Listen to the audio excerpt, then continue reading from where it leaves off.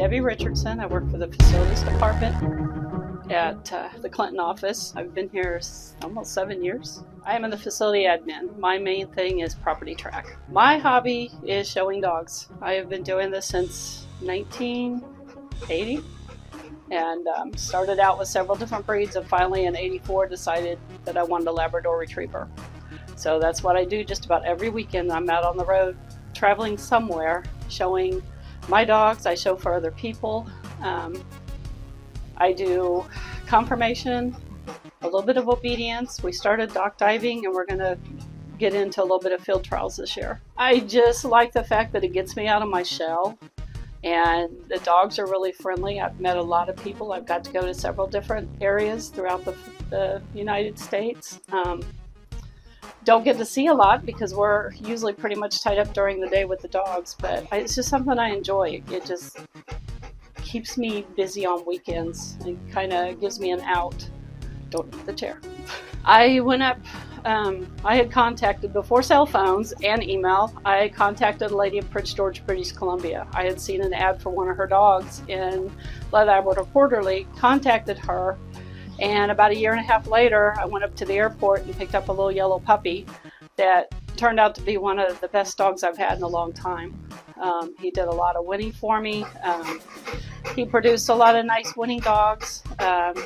He brought me on my shell a little bit further because everybody wanted to see and meet him. So that was really nice, picking him up at the airport. The lady that was supposed to check him in had left for the night. It was snowing. It was cold. They called her. She turned around, come back to the airport, looked at him, says he's fine to be let out. I put him down. He went across the parking lot and brought me back a piece of trash. And it was love at first sight. I do continuous education on the breed type, keep up with all the rules in dog showing. Last year decided for the first time to start dock diving. That took me even a little bit further out of my comfort zone because I actually have to stand up on a dock and yell and holler and act like an idiot to get my dogs to go out as fast as they can, retrieve a toy, and come back. So that's got me out of my comfort zone. The next step is we're going to start bird training a couple of the dogs. So, but yeah, it's just something that, you know, I teach conformation classes on weekends when I'm in town. I work with junior handlers. I have a couple of junior handlers that actually show this dog that really like to show him. That makes me feel good because we're giving juniors a good dog, something that they can be proud to take in the ring. This is a yellow Labrador Retriever. They come in cream, anywhere from cream to fox red. He's kind of in between.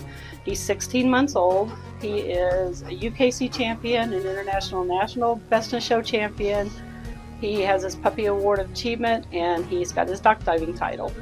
This is Ref. He is a 22-month-old black Labrador Retriever. He is a UKC champion, an international national honor champion, an APRI champion. He has his Puppy Award Achievement, and he also is a dock diving dog. I've met with a lot of different people that I went up to and talked to ringside that have mentored me in Labradors when I told them what I wanted. They actually helped and got me in touch with people that had the type I was looking for, like the big head, the nice double coat. Temperament's really a big part of it. They've temperament tested my puppies. They've evaluated my puppies. And I've gotten a lot of good dogs from a lot of good people when I haven't been able to breed myself. Compass Health is also a good support system. I have a lot of vacation time available. I can work from home if I need to or on the road.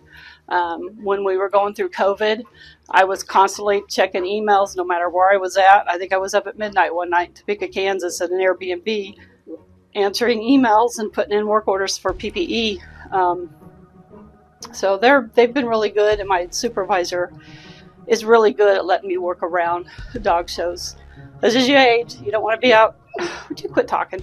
As you age, you don't want to be out on the roads after dark. At least I don't. So I'm able to leave and get to where I need to go and not have to worry about being on the road after dark. I can take my computer with me and work from wherever I'm at. So it allows me to get out and meet people. Go out to different cities, different towns, different venues. Just do whatever I want to do.